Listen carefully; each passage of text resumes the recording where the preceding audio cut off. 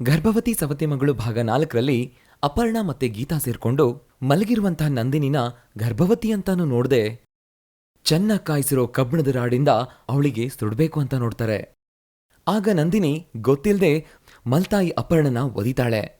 ಆದ್ರಿಂದ ಅಪರ್ಣನ್ಗೆ ಗಾಯ ಆಗುತ್ತೆ. ಇನ್ನು ಅಪರ್ಣ ನಂದಿನಿ ಮೇಲಿರೋ ಕೋಪನ ಇನ್ನಷ್ಟು ಜಾಸ್ತಿ ಮಾಡ್ಕೋತಾಳೆ. ಆವಾಗ್ಲೇ ಪಕ್ಕದೂರಲ್ಲಿ ಜಾತ್ರೆ ಇದೆ ಅಂತ ಹೇಳಿ 2 ದಿನದವರೆಗೂ ನಾನು ಬರೋದಿಲ್ಲ ಅಂತ ಹೇಳಿ ಅಂಜಯ್ಯ ಬಟ್ಟೆ ಮೂಟೆನ ಹೆಗ್ಲಿಗೆ ಹಾಕೊಂಡು ಹೋಗ್ತಾನೆ. ಇನ್ನು ಅದೇ ಸಮಯದಲ್ಲಿ ಕಾಡ್ನಿಂದ ಒಂದು ಹುಲಿ ತಪ್ಪಿಸ್ಕೊಂಡು ಊರೊಳಗ್ ಬಂದಿದೆ ಅಂತ ಹೇಳಿ ಪ್ರಜೆಗಳು ಜಾಗೃತೆಯಿಂದ ಇರಬೇಕು ಅಂತ ಸರ್ಪಂಚ್ ಡಂಗುರ ಸಾರಿಸ್ತಾನೆ. ಇನ್ನು ಅದಾದ್ಮೇಲೆ ಏನಾಯ್ತು ಅಂತ ತಿಳ್ಕೊಳ್ಳೋದಕ್ಕೆ ಇವತ್ತು ಗರ್ಭವತಿ ಸವತಿ ಮಗಳು ಭಾಗ 5ರಲ್ಲಿ ತಿಳ್ಕೊಳ್ಳೋಣ. ಹಾಲಲ್ಲಿರೋ ಸೋಫಾ ಮೇಲೆ ಅಪರ್ಣ ಕೂತ್ಕೊಂಡು ಟಿವಿ ನೋಡ್ತಿರ್ತಾಳೆ. ಆಗ್ತಾನೆ ಎದ್ದಿರೋ ಗೀತಾ ಅಮ್ಮನ ಹತ್ರಕ್ ಬರ್ತಾಳೆ. ಅಮ್ಮ, ರಾತ್ರಿ ಎಲ್ಲ ಓದ್ತಾ ಕೂತಿದ್ನೆ. ತಲೆನೋವು ಜೊತೆಗೆ ಮೈಯೆಲ್ಲ ನೋತಿದೆ ಅಮ್ಮ. ಅವಳನ್ನ ಸ್ವಲ್ಪ ಮಸಾಜ್ ಮಾಡಕ್ ಹೇಳೆ. ಅಷ್ಟೇ ಅಲ್ವಾ, ನೀನೋಗ್ ಮಲ್ಕೋ ಅಮ್ಮ, ನಾನು ಅವಳು ಕಳಿಸ್ತೀನಿ. ಹಂಗೆ ಬಿಸಿ ಬಿಸಿ ಆಗೊಂದ್ ಟೀ ಕೊಟ್ ಕಳ್ಸಮ್ಮ ಅಂತ ಹೇಳಿ ಗೀತಾ ಅಲ್ಲಿಂದ ಹೋಗ್ತಾಳೆ. ಇನ್ನು ಅಪರ್ಣ ಟಿವಿ ಸೌಂಡ್ನ ಕಡಿಮೆ ಮಾಡಿ ಜೋರಾಗಿ ಕೂಗ್ತಾಳೆ. ಲೇಯ್ ನಂದಿನಿ, ಎಷ್ಟೊತ್ ಮಾಡ್ತೀಯ ಅಡಿಗೆ? ಸಾಯಂಕಾಲವರೆಗೂ ಮಾಡ್ತಾನೇ ಇರ್ತೀಯ ಏನೋ? ಎಷ್ಟ್ ಜನಾಗ್ ಮಾಡ್ತೀಯ ಅಡಿಗೆ? ಮನೇಲಿರೋದೇ 2. ಅಡುಗೆ ಮನೇಲಿ ಈರುಳ್ಳಿ ಹೆಚ್ಚುತ್ತಾ ಇರೋ ನಂದಿನಿಗೆ ಈ ಕೂಗ್ ಕೇಳಿಸುತ್ತೆ. ಹಾ, ಬರ್ತಿದೀನ್ ಚಿಕ್ಕಮ್ಮ ಅಂತ ಹೇಳಿ ಬಿಸಿ ಬಿಸಿಯಾಗಿ ಕುದಿತಾ ಇರುವಂತ ಟೀನ ಸೋಸ್ಕೊಂಡು ಅಪರ್ಣನ ಹತ್ರಕ್ಕೆ ನಂದಿನಿ ಬರ್ತಾಳೆ. ಏನ್ ಚಿಕ್ಕಮ್ಮ? ಆ ಟೀ ತಗೊಂಡು ಗೀತಾ ಹತ್ರ ಹೋಗು. ಗೀತನ್ಗೆ ಮೈಯೆಲ್ಲ ನೋತಿದ್ಯಂತೆ, ಕೈ ಕಾಲು ಸಹ ನೋತಿದ್ಯಂತೆ. ನೀನ್ ಮಾಡಿದ ಕೆಲ್ಸ ಸಾಕು, ಹೋಗಿ ಅವಳಿಗೆ ಮಸಾಜ್ ಮಾಡು. ಚಿಕ್ಕಮ್ಮ, ನಾನೀಗ ಸಾಧಾರಣವಾಗಿಲ್ಲ, ನಾನು ಗರ್ಭವತಿ. ಈಗ್ಲೇ ಅಷ್ಟೊತ್ ನಿಂತ್ಕೊಂಡು ಅಡಿಗೆ ಮಾಡಿದ್ದಕ್ಕೆ ಕಾಲೆಲ್ಲ ನೋವ್ತಿದೆ, ಹೊಟ್ಟೆ ಸಹ ನೋವ್ತಿದೆ, ಸೊಂಟ ಅಂತೂ ಪ್ರಾಣ ಹೋಗಂಗ್ ನೋವ್ತಿದೆ. ಹಂಗಿದ್ದಾಗ ನನ್ ಕಷ್ಟ ಹೇಳ್ಕೊಳಕ್ಕೆ ನಮ್ಮ ಅಮ್ಮನೂ ಇಲ್ಲ, ಈಗ ಅಪ್ಪನೂ ಊರಲ್ಲಿಲ್ಲ. ಏನೇ ತುಂಬಾ ಮಾತಾಡ್ತಿದ್ಯಾ? ನೀನ್ ಅಂದಂಗೆ ನಿಮ್ಮಪ್ಪನೂ ಊರಲ್ಲಿಲ್ಲ. ಬಾಯಿ ಮುಚ್ಕೊಂಡು ಹೇಳಿದ ಕೆಲ್ಸ ಮಾಡು. ಹಂಗಿದ್ದಾಗ್ಲೇ ನಿನ್ಗೆ ಊಟ ಸಿಗುತ್ತೆ, ನೀರ್ ಸಿಗುತ್ತೆ. ಹೋಗ. ನಂದಿನಿ ಏನು ಮಾತಾಡದೆ ಬಿಸಿ ಬಿಸಿಯಾಗಿರೋ ಟೀನ ಹಿಡ್ಕೊಂಡು ಹಾಗೆ ನಿಂತ್ಕೊಂಡಿರ್ತಾಳೆ. ಇದನ್ನ ನೋಡಿದ ಅಪರ್ಣ ಕೋಪದಿಂದ ನೋಡ್ತಾಳೆ. ಆಯ್ತು ಬಿಡೆ, ನಿನ್ಗೆ ನನ್ ಮಗಳಿಗೆ ಮಸಾಜ್ ಮಾಡೋದು ಇಷ್ಟ ಇಲ್ಲ ಅಂತ ಅರ್ಥ ಆಯ್ತು. ಇಷ್ಟಕ್ಕೂ ಟೀ ಬಿಸಿಯಾಗಿದ್ಯಾ ಇಲ್ಲ ತಣ್ಣಗಾಗೋಗ್ಬಿಟ್ಟಿದ್ಯಾ? ಬಿಸಿಯಾಗೇ ಇದೆ ಚಿಕ್ಕಮ್ಮ ಅಂತ ಹೇಳಿ ತನ್ನ ಕೈಲಿರೋ ಬಿಸಿಯಾದ ಟೀನ ನಂದಿನಿ ಅಪರ್ಣನಿಗೆ ಕೊಡ್ತಾಳೆ. ಅಪರ್ಣ ಅದನ್ನ ಇಸ್ಕೋತಾಳೆ.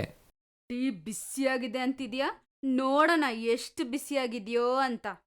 ಅಪರ್ಣ ಏನ್ ಹೇಳ್ತಿರ್ತಾಳೆ ನಂದಿನಿಗೆ ಅರ್ಥವಾಗಲ್ಲ. ಹಾಗೆ ಸುಮ್ನೆ ನೋಡ್ತಾ ಇರ್ತಾಳೆ. ನೋಡ್ತಿದ್ದ ಹಾಗೆ ಅಪರ್ಣ ನಂದಿನಿ ಕೈನ ಮುಂದೆ ಇಸ್ಕೊಂಡು ಬಿಸಿ ಬಿಸಿಯಾದ ಟೀನ ಅವಳು ಕೈ ಮೇಲೆ ಸುರಿದು ಬಿಡ್ತಾಳೆ. ಆ ನೋವನ್ನ ತಾಳಕ್ಕಾಗ್ದೆ ನಂದಿನಿ ಜೋರಾಗಿ ಕಿರಿಚ್ತಾಳೆ. ಅಂತ ನಂದಿನಿ ಕೂಗ್ತಾಳೆ. ಆ ಕೂಗನ್ ಕೇಳಿಸ್ಕೊಂಡ ಗೀತಾ ಗಾಬ್ರಿಯಿಂದ ಹಾಲ್ಗೋಡ್ ಬರ್ತಾಳೆ. ಅಲ್ಲಿ ಅಪರ್ಣ ನಂದಿನಿ ಕೈ ಮೇಲೆ ಟೀ ಸುರಿತಾ ಇರ್ತಾಳೆ.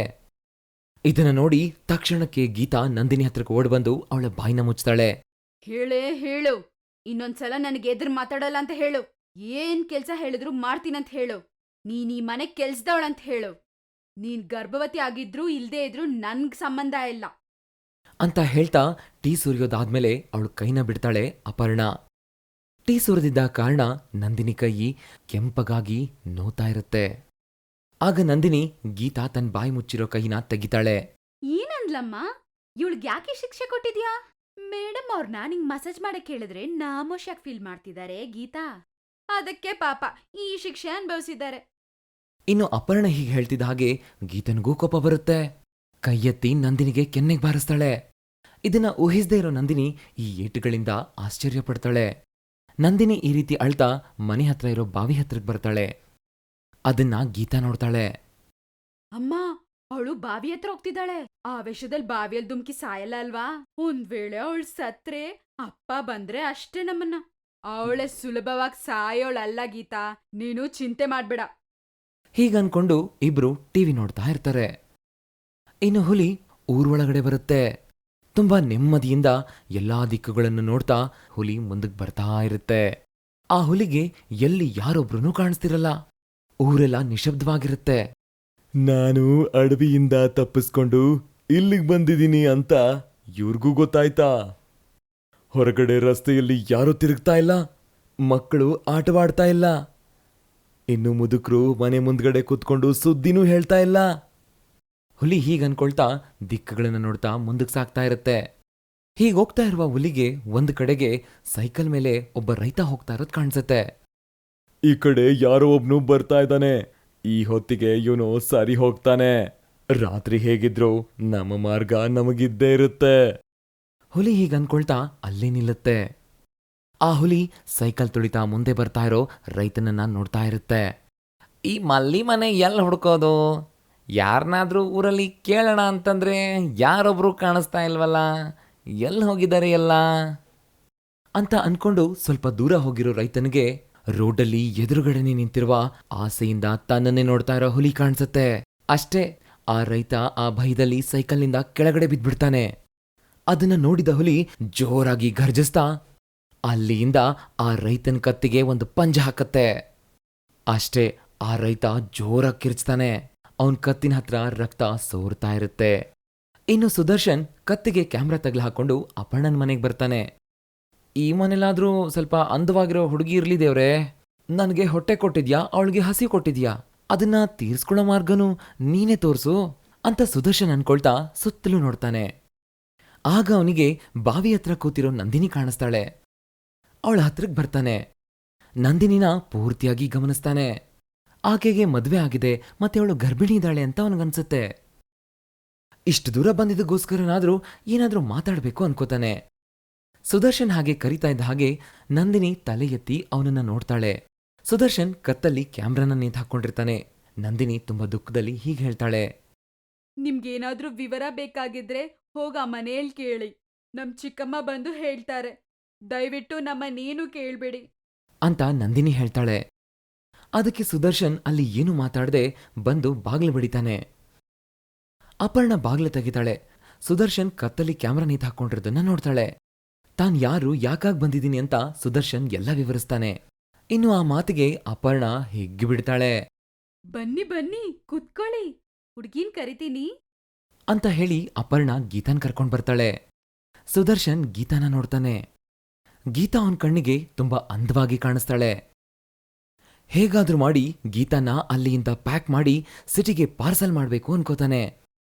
ಹೊರಗಡೆ ಜನ ಹೇಳಿದ್ದು ತುಂಬಾ ಕಡಿಮೆ ಮೇಡಮ್. ನಿಜವಾಗ್ಲೂ ನಿಮ್ ಮಗಳು ತುಂಬಾ ಸುಂದರವಾಗಿದ್ದಾಳೆ. ನಾನ್ ಮಾಡೋ ಸಿನಿಮಾದಲ್ಲಿ ಖಂಡಿತ ನಿಮ್ ಮಗಳೇ ಹೀರೋಯಿನ್. ನಾನು ಸ್ವಲ್ಪ ಫೋಟೋಸ್ ತಗೋತೀನಿ, ಡ್ರೆಸ್ನು ಚೇಂಜ್ ಮಾಡ್ಬೇಕಾಗುತ್ತೆ ನೀವು. ಈ ಮಾತನ್ನ ಕೇಳಿ ತಾಯಿ ಮಗಳಿಬ್ರು ತುಂಬಾ ಸಂತೋಷ ಪಡ್ತಾರೆ. ಗೀತಾ ತಾನು ಹೀರೋಯಿನ್ ಅನ್ನೋ ಭ್ರಮೇಲ್ ಹೋಗ್ತಾಳೆ. ತನ್ನ ಮಗಳು ದೊಡ್ಡ ಸಿನಿಮಾಗೆ ಹೀರೋಯಿನ್ ಆಗ್ಬಿಟ್ರೆ ದುಡ್ಡೇ ದುಡ್ಡು ಅನ್ಕೊಂಡು ಅಪರ್ಣ ತನ್ಮೇಲೆ ದುಡ್ಡಿನ ಮಳೆನೇ ಸುರಿತಾ ಇದೆ ಅಂತ ಊಹೆ ಮಾಡ್ಕೋತಾಳೆ. ಅಷ್ಟರಲ್ಲಿ ಬಾವಿಯಿಂದ ನಂದಿನಿ ಹಾಲಿಗೆ ಬರ್ತಾಳೆ. ಸುದರ್ಶನ್ ನಂದಿನಿನ ನೋಡ್ತಾನೆ. ಮೇಡಮ್, ಇವರು ನಿಮ್ಮ ದೊಡ್ಡ ಮಗಳ? ಚಿಚಿ ಇಲ್ಲ, ಗರ್ಭವತಿ ಸವತಿ ಮಗಳು, ನಮ್ಮನೆ ಕೆಲ್ಸದವಳು. ಅವಳ ಬಗ್ಗೆ ಏನಕ್ ಬಿಡಿ, ನಾವು ನಮ್ ಸಿನ್ಬಾ ಬಗ್ಗೆ ಮಾತಾಡೋಣ. ನಂದಿನಿ ಅವರನ್ನ ನೋಡಿ ಏನು ಮಾತಾಡದೆ ರೂಮ್ಗೆ ಹೋಗಿ ಮಲ್ಕೊಂಡ್ಬಿಡ್ತಾಳೆ. ಸರಿ ಮೇಡಮ್, ಹೇಳಿ, ನೀವು ಸಿನಿಮಾ ಮಾಡೋದಕ್ಕೆ ದುಡ್ಡೆಷ್ಟು ಬೇಕು ನಿಮ್ಗೆ? ಕ್ಯಾಶ್ ಎಷ್ಟು ಬೇಕು, ಚೆಕ್ ಎಷ್ಟು ಬೇಕು ಅಂತ ಹೇಳಿ ತನ್ನ ಜೇಬಿಂದ 50,000 ಕಟ್ಟನ್ನ ಹೊರಗೆ ತೆಗಿತಾನೆ. ಅದನ್ನ ಅಪರ್ಣನಿಗೆ ಕೊಡಕ್ ಹೋಗ್ತಾನೆ. ಒಂದು ಮಾತು ಮಾತಾಡದೆ ಅಪರ್ಣ ಆ ದುಡ್ಡನ್ನ ಟಕ್ ಅಂತ ಇಸ್ಕೊಂಡ್ಬಿಡ್ತಾಳೆ. ಇರಪ್ಪ, ಕಾಫಿ ತಗೊಂಬರ್ತೀನಿ ಅಂತ ಹೇಳಿ ಅಪರ್ಣ ಆ ದುಡ್ಡನ್ನ ಇಸ್ಕೊಂಡು ಅಡ್ಗೆ ಮನೆಗೆ ಹೋಗ್ತಾಳೆ. ಸ್ಟವ್ ಮೇಲೆ ಕಾಫಿಗಿಡ್ತಾಳೆ. ಸಂತೋಷವಾಗಿ ದುಡ್ಡು ಎಣಿಸ್ತಾಳೆ. ಇನ್ನು ಹಾಲಲ್ಲಿ ಸೋಫಲ್ ಕೂತಿರೋ ಸುದರ್ಶನ್ ಗೀತನ ಹತ್ರ ಸಲುಗೆಯಿಂದ ಮಾತಾಡ್ತಿರ್ತಾನೆ. ಒಬ್ಬ ರೈತನನ್ನ ಕೊಂದಿರೋ ಹುಲಿ ಸುತ್ತಲೂ ನೋಡ್ತಾ ಅಪರ್ಣನ್ ಮನೆ ಹತ್ರ ಒಂದು ಗೋಡೆ ಹಿಂದೆ ಬಚ್ಚಿಟ್ಕೊಳ್ಳುತ್ತೆ. ಅಡುಗೆ ಮನೆಯಿಂದ ಅಪರ್ಣ ಕಾಫಿ ತಗೊಂಡ್ ಬರ್ತಾಳೆ. ಸುದರ್ಶನ್ಗೆ ಕಾಫಿ ಕೊಡ್ತಾಳೆ. ಅವನು ಆ ಕಾಫಿನ ಕುಡಿತಾನೆ. ಮೇಡಮ್, ನೀವು ಡ್ರೆಸ್ ಚೇಂಜ್ ಮಾಡಿ ಬಂದ್ರೆ ಇನ್ನೂ ಒಂದ್ ಸ್ವಲ್ಪ ಫೋಟೋಸ್ ತಗೋತೀನಿ. ಎಷ್ಟ್ ಫೋಟೋಸ್ ಬೇಕು? ಎಷ್ಟು ಡ್ರೆಸ್ ಬೇಕಾಗುತ್ತೆ ಹೇಳಿದ್ರೆ ಎಲ್ಲ ತಯಾರಿ ಮಾಡ್ಕೋತೀನಿ. ಎಲ್ಲಾನು ಸೀರೆಯಲ್ಲೇ ಅಲ್ಲ ಗೀತಾ. ಸ್ವಲ್ಪ ಸೀರೆಯಲ್ಲಿ, ಇನ್ನು ಸ್ವಲ್ಪ ಲಂಗ ಓಣಿಲಿ, ಇನ್ನು ಸ್ವಲ್ಪ ಸ್ಲೀವ್ಲೆಸ್ ನೈಟಿಲಿ, ಹೀಗೆ ಬೇರೆ ಬೇರೆ ಫೋಟೋಸ್ಗಳು ತುಂಬಾ ಬೇಕಾಗುತ್ತೆ ಗೀತಾ. ಪ್ರೊಡ್ಯೂಸರ್ಗೆ ಇಷ್ಟ ಆಗ್ಬೇಕಲ್ವಾ? ಹೌದು, ನಮ್ಗೆ ದುಡ್ಡು ಕೊಡೋ ಅವ್ರಿಗೆ ಇಷ್ಟ ಇರೋ ತರ ಇರ್ಬೇಕಲ್ವಾ?